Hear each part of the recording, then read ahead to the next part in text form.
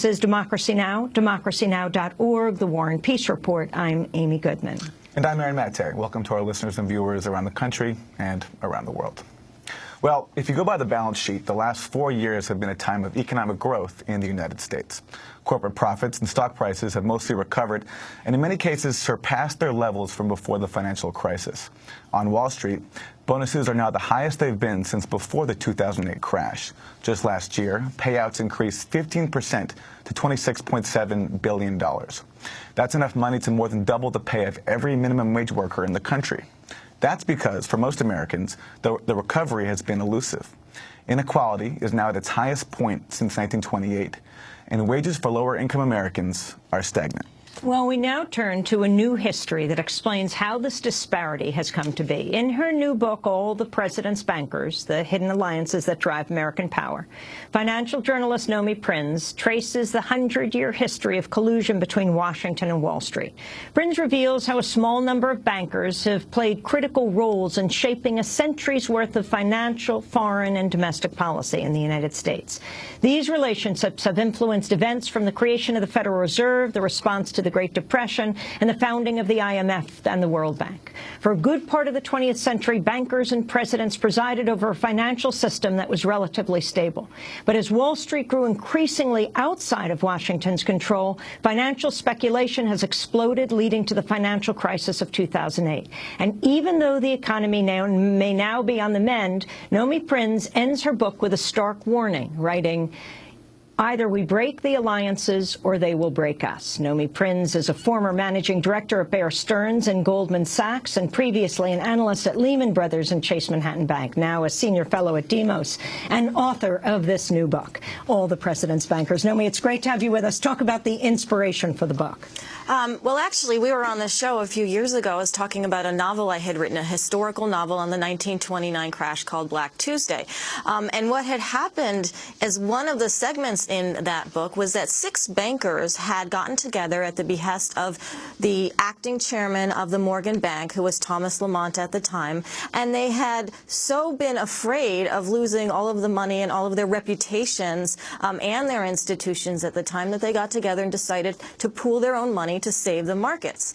Stark difference from what happened more recently, which was that the Federal Reserve, Treasury Department, and everyone else from the government decided to work with them to save themselves. But the impetus for the book really came from those big 6 bankers. We still have big 6 bankers today. And I looked into the relationships that they had with all of the presidents going forward and backward from that time to come up with this All the President's Bankers analysis. Talk about who they were and the companies they represented, and go back. Yeah, so in 1929, the men that sat in the room at Morgan was Tom Lamont, who was the acting chair of Morgan, as I mentioned, Charles Mitchell, who was the chairman of National City Bank, which has now grown into Citigroup, Al Wiggin, who was the head of the Chase Bank, which is now part of the J.P. Morgan Chase constellation, and a couple of other bankers. And they basically have morphed into some of the 6 banks we have today. The ones that were absent were Goldman Sachs and Bank of America, but they came in through other avenues and personal connections to bankers from FDR and forward since that time. And what I did was I went backwards from the crash in 1929 and noticed that J.P. Morgan, who is arguably, not even arguably, who is the most powerful banker this country has ever known and the most powerful political financial actor, he died 100 years ago, but his legacy, his family, what he created, and the constellation of relationships between him and, at the time, Teddy Roosevelt, as far back as 1907, through Jamie Dimon's relationship with Obama more recently, has been a very apparent apparatus in the connection of politics and finance, which I believe has no separation line. Well, on that absent separation line, talk about the creation of the Federal Reserve. So this panic in 1907 happened. Teddy Roosevelt, who historically we know as the great trust buster, didn't bust banks. Busted a lot of other companies, a lot of other industries, not banks. And the reason for that was he truly believed, and he says this in documents and memoirs that I looked through, he truly believed that J.P. Morgan, the man, and his bank and his friends could save New York and the country from a greater catastrophe after the Panic of 1907. And J.P. Morgan got together with a bunch of people at the Hotel Manhattan at midnight, didn't have the president there, didn't have the Treasury Secretary. They told them later what they would do, and what they would do is save their friends. And that's what they did. With some of their own money, a little bit of Treasury money, save their friends, save the Trust Company of America, because they had interest in that. They decided they didn't want to really have that kind of scare again. So they continued to push for this idea of a central bank, which was the Federal Reserve. They had help with a senator, NelsonAldrich, who was head of the Senate Finance Committee at the time, after a year or so after that, under President Taft. NelsonAldrich took a group of bankers in 1910 to Jekyll Island. He almost didn't make that meeting. He got hit by a trolley car up on Madison Avenue, was convalescing with his son, Winthrop Aldrich, who became the head of Chase later, and took a bunch of representatives from J.P. Morgan's bank. J.P. Morgan was not there, and that's power. You don't go, you send your lieutenants to Jekyll Island for 10 days. They hunted, they shot pheasants, they did all sorts of things, but they came out also with the impetus for the Federal Reserve. On the way back, the train back to Washington, NelsonAldrich had to present this plan. He was still convalescing. Two bankers that came from that meeting went in his place to Washington to put up the plans. Now, it wasn't passed under Taft, it was passed under the Democrat President Woodrow Wilson, but a lot of those same individuals were friends with Woodrow Wilson as well into his presidency, and in fact helped campaign and raise money for his presidency. And it was, and the Federal Reserve Act was ultimately passed in the end of 1913 under Wilson. What were the most famous, or not as well known, but you uncovered them, bromances between top bankers and presidents? Right. So one of them was Tom Lamont, who I mentioned was around in 1929. But he started his life moving up the chain of Morgan after the panic in 1907 in things called the Peugeot trials, which were in 1912, which at the time looked at what bankers had done to cause the panic of 1907. He was a young lawyer at the time. He had gone to Harvard with FDR, but as a young man, he was also hanging out, living in the house of FDR up on 65th Street, renting it for several years while FDR was the Assistant Navy Secretary under Woodrow Wilson. They chose Tom Lamont to go with Wilson to France for 6 weeks. Wilson was in France. It was the longest time a U.S. president was outside of U.S. soil, and the first time a U.S. president was outside of U.S. soil. But the banker that was by his side was Tom Lamont. He was a Republican. He went across his party lines to come back with Woodrow Wilson to fight for the League of Nations to try to preserve peace after World War I, which was defeated. But Tom Lamont and Woodrow Wilson developed this relationship, and their letters are crazy. They're like so full of gratuity and love, and just, thank you for being there by my side, and I couldn't have done it without you. Because when Woodrow Wilson then got a stroke and it was difficult for him to go around the country to, after the war, fight for the League of Nations, which the Senate didn't want to pass and ultimately did not pass, Tom Lamont took it up in his newspapers that he owned, the Saturday Review, went before, back doors in terms of the senators that he knew, and really tried to push it. And the two of them really worked very closely together and had this romance. And of course, Woodrow Wilson ultimately did die from complications of those strokes. If we look back on the Great Depression, it's understood that Wall Street was hostile in many ways to the New Deal. But how did Wall Street work with Roosevelt, and why? So one of the men, Winthrop Aldrich, who I mentioned before, was the son of the founder of the Fed, one of the founders of the Fed, Senator NelsonAldrich, was also friends with the Roosevelts. He was friends with FDR. And he also knew from a business perspective, he wanted to outdo the Morgans. So he said, Chase has some trading, some speculation that went miles wrong in the crash of 1929, and he believed that for the stability of the economy and for his bank going forward, so he could sort of walk and chew gum at the same time, see the public interest as well as his bank's interest, worked with FDR to pass the Glass-Steagall Act, which separated the speculative activities from the depositors that had their money entrusted to banks at the time, including at Chase.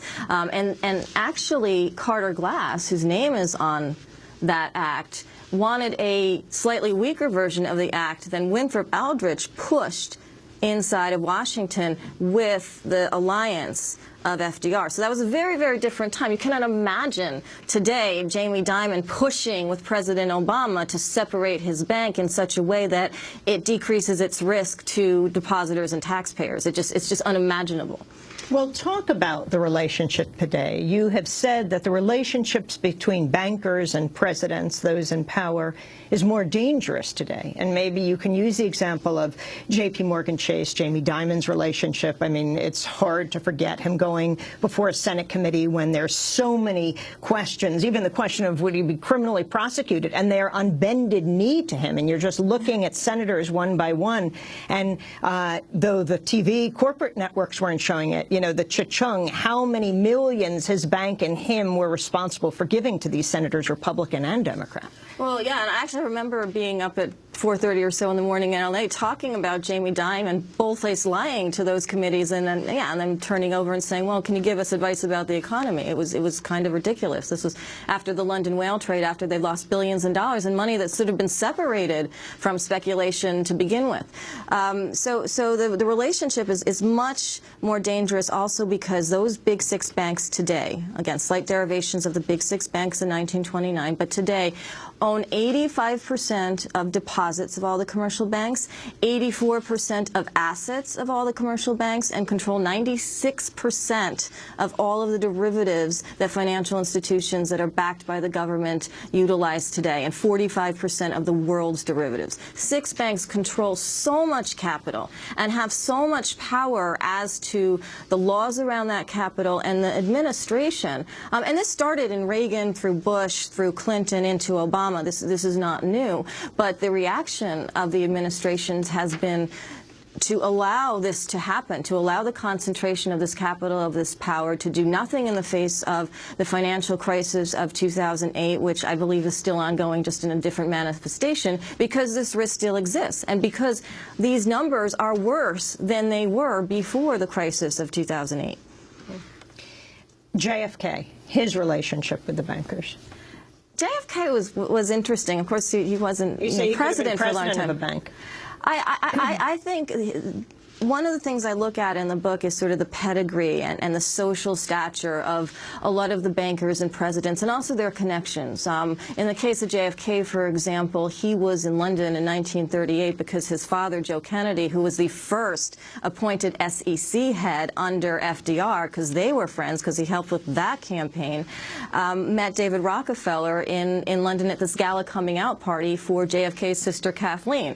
And David Rockefeller even briefly dated his sister Kathleen. So there was just so many social ties as well. But the other side of JFK is that his personal relationship, despite the social background, was a little more stilted. He just came off as a little more trying to do his own thing. So even when, and because he had this long-standing relationship with David Rockefeller, they started to really diffuse. Rockefeller started saying disparaging things in public. In particular, this really interesting Life magazine article that came out in 1962 that were going against what JFK was trying to do. JFK, for example, in Latin America was trying to allow those countries to be more independent, to not have more private debt imposed upon them, which is what Rockefeller and the other bankers wanted to do at the time as a new source of making money.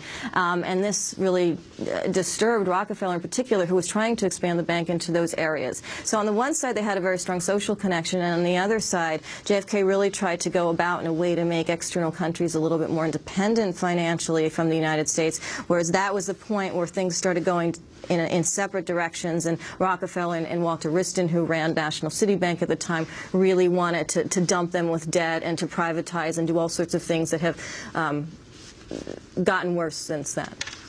So what happens since the 1970s? You have, at least for the bulk of the 20th century, banks and the government working together. Since the 70s, though, Wall Street kind of goes rogue. So what accounts for this shift, and how do we fix it now? Yeah, so a little bit started when they found they could do a foreign policy that was separate from U.S. policy, that was an expansion of banks in a foreign capacity. And then LBJ tried to rein some of that back. He had some friends that he basically said, you know, you guys, I know you want to do your own thing, but I have a great society vision coming on board, so you need to back me. So there's a little still quid pro quo there.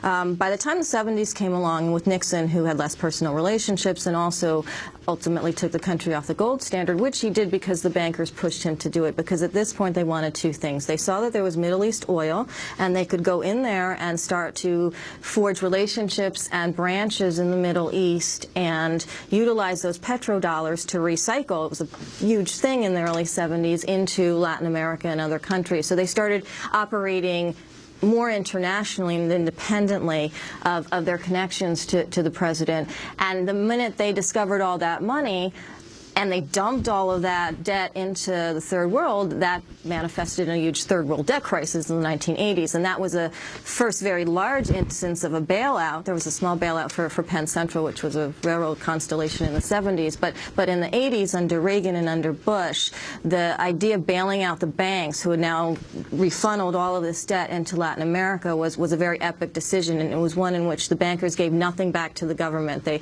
were like, we're going to use your money to bail us out. They were in Washington talking about the catastrophe that would happen to America if that didn't happen. They got the government to basically push the World Bank and the IMF to work on the areas where they had the most risk and they had the most interest in retrieving it. And then the 90s just compiled that with the Mexican peso crisis, where Clinton also worked with Robert Rubin to save Mexican interests for Goldman and other U.S. banks, and then the repeal of Glass-Steagall in 1999, and then all of this idea of consolidation of risk and power just exponentially grew from there. Nomi Prins, you talk about Goldman Sachs and that it wasn't always as powerful as it is today. Yeah, Goldman Sachs almost died in 1928, well, basically between 1908 and 1929. They had a trading partnership in which investors invested money, and the stock of that trust went up to $320-something, and then it subsequently went down to $1. And there were a lot of angry investors around the street and so forth. But a man named Sidney Weinberg, who was the chairman of Goldman at the time, who actually joined Goldman in the panic of 1907 as sort of an underling, decided that if he could befriend FDR in such a manner as to help him run his 1932 campaign, he would kind of have a seat at the table. And so the legitimacy of Goldman with respect to FDR also allowed FDR to create the first business council that Sidney Weinberg pushed in Washington to forge relationships between the business financial community in Washington, and so on. Sidney Weinberg also was behind LBJ's choice of Henry Fowler as a Treasury Secretary, who then joined Goldman Sachs after being a Treasury Secretary. And of course, we had Henry Paulson, who did the other way. Bush picked him to be the Treasury Secretary, George W. Bush, and then, of course, Clinton picked Robert Rubin, coming from Goldman Sachs, to be the Treasury Secretary in his administration. So, but it started with Sidney Weinberg and FDR.